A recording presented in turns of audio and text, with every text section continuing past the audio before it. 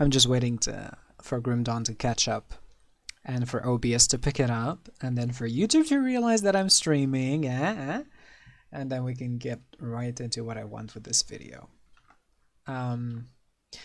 Recently, we've gotten to patch 1.12 in Grim Dawn, and that brought with it a very serious nerf to retaliation things.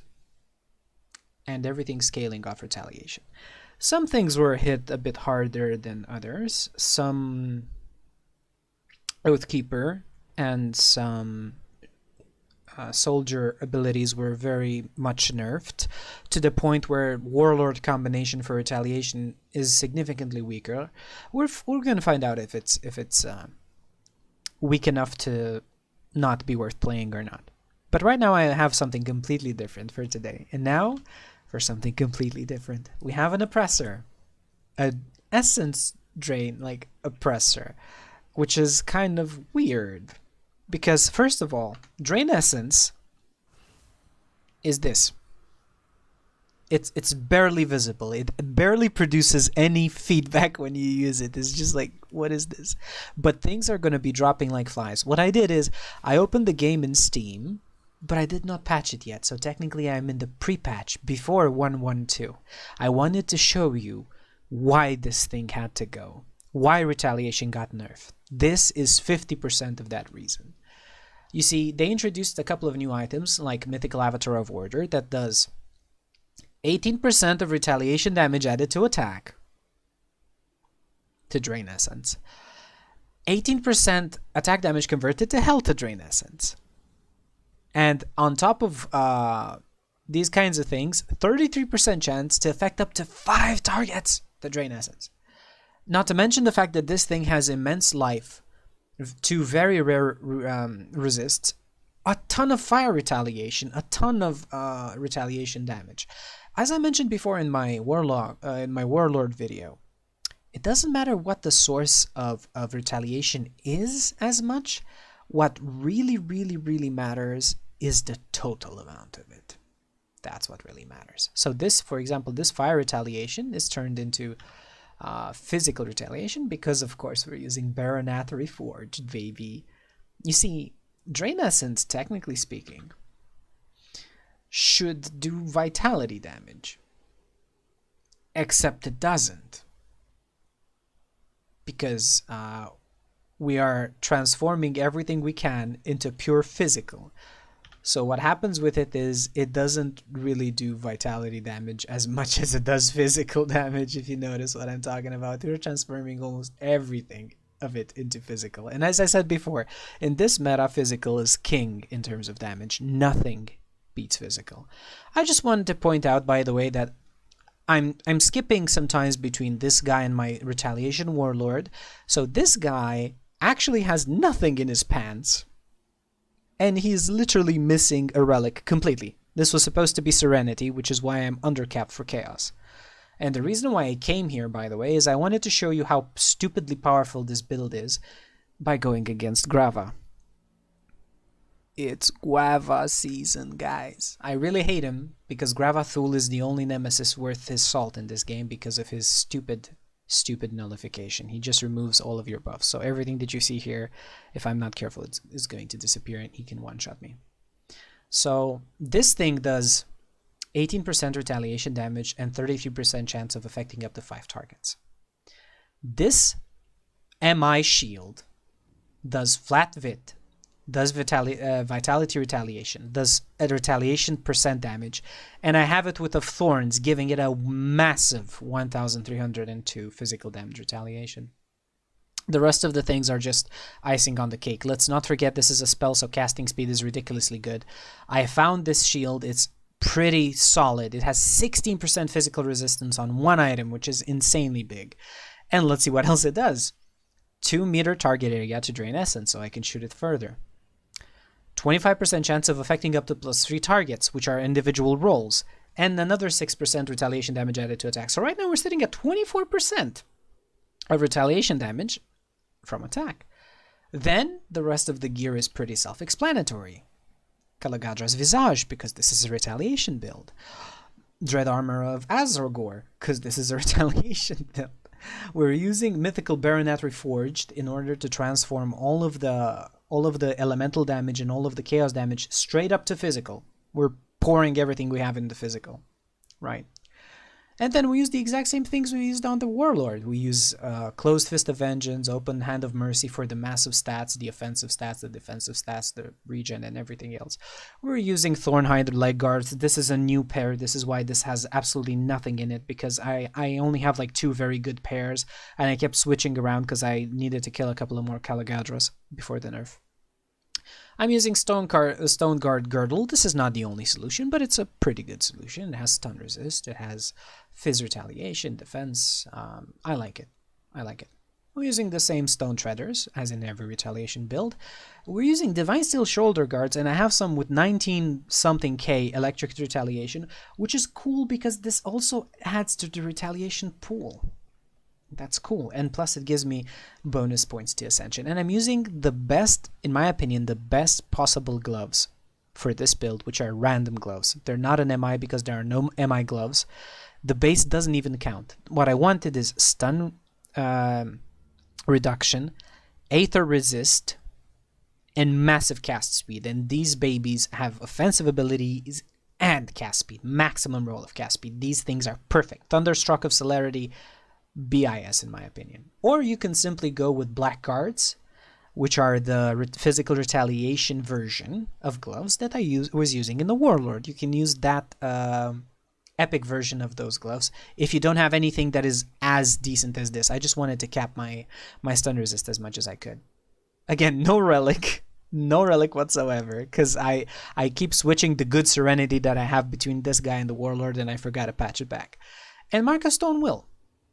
It gives me Fizz, Trauma, Shield Block Chance, lots of resist. Max resist on some things that are pretty good, pretty important.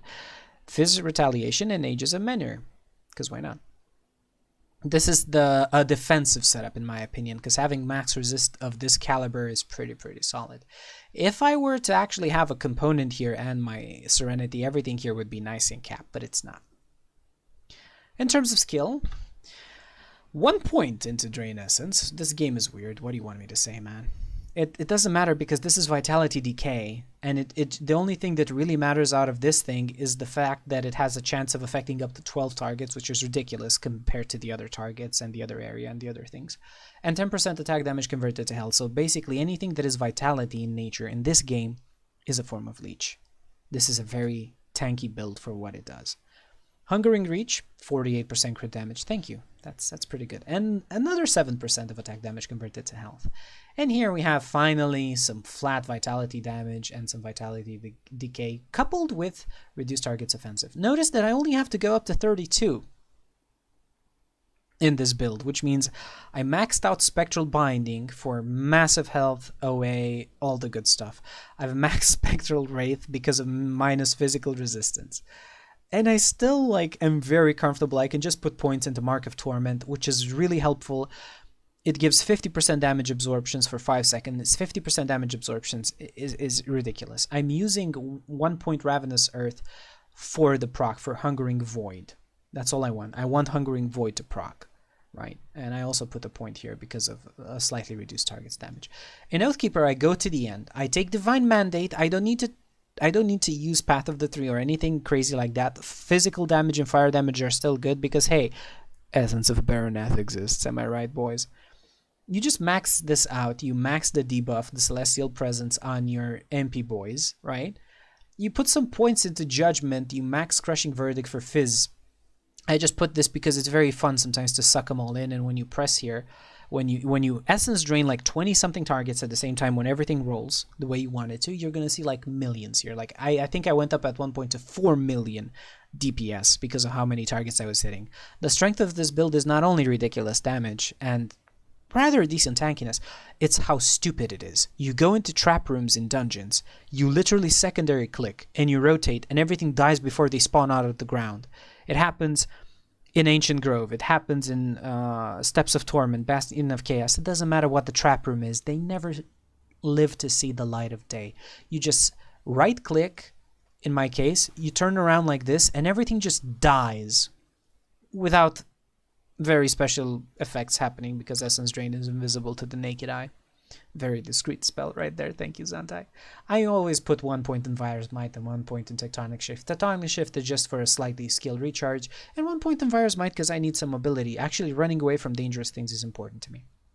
I can have enough points to max out Presence of Virtue, Haven, Rebuke. I have 1 point in Resilience, 1 point into Safeguard because these are very good defensive things. And I don't have Soldier, so I don't have Fighting Spirit or other things. I have to rely on Oathkeeper for the defensives here.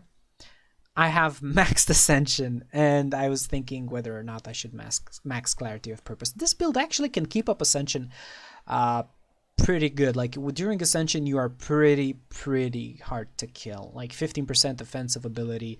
All of this reduces things. Life leech resistance, energy leech resistance. It's really good. Now then, I just wanted to show you like a small preview of what it does. You use secondary click, and things die. Things just die. There's no explanation. Like, this skill is so overpowered pre-nerf, yeah.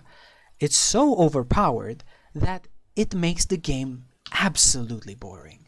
Because it's not even spectacular. Like, if you were playing a Purifier, you would have these things that would be, look, 1.3 million DPS. There you go.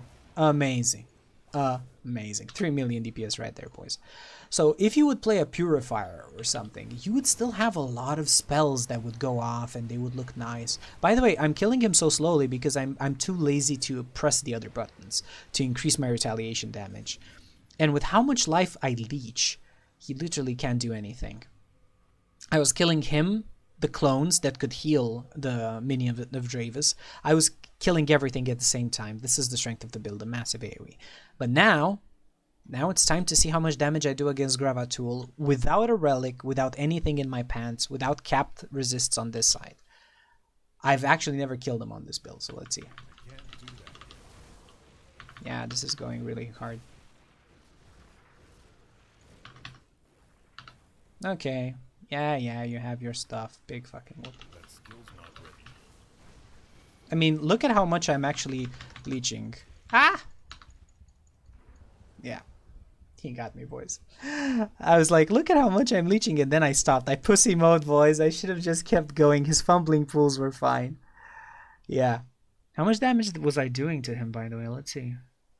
539 was there before. I don't really need his mandate. That was my mistake. It was high time. I always show you guys how to kill Grava. It was high time I would make a stupid mistake like that and get myself killed. It's embarrassing, but I'm going to leave it up. This is like a very cautionary tale. Let's see. Do I have any keys on me? I wanted to go do... No, you know what? No. We're going back. We're going back to this. He comes to my... Tonic Rift, disrespects me. On this, the day of my daughter's wedding. Yeah, I have to end them now, boys. Sorry. This is a very unhealthy obsession that I'm developing. You're witnessing madness. Every single time I keep doing the same thing. I just walk into this guy and I try to kill him. This is the plan.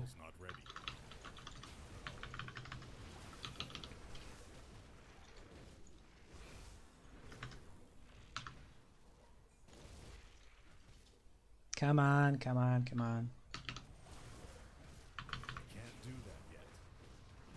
All I had to do was get out of the way. That's all I had to do. I didn't even have to do anything else.